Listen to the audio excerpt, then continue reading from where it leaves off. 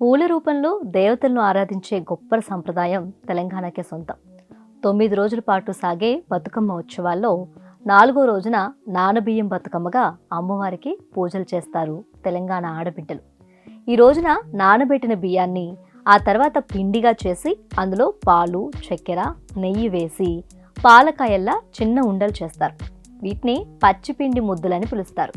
ఈ పిండి ముద్దలను 4వ రోజు నాడు అమ్మవారికి నైవేద్యంగా సమర్పిస్తారు.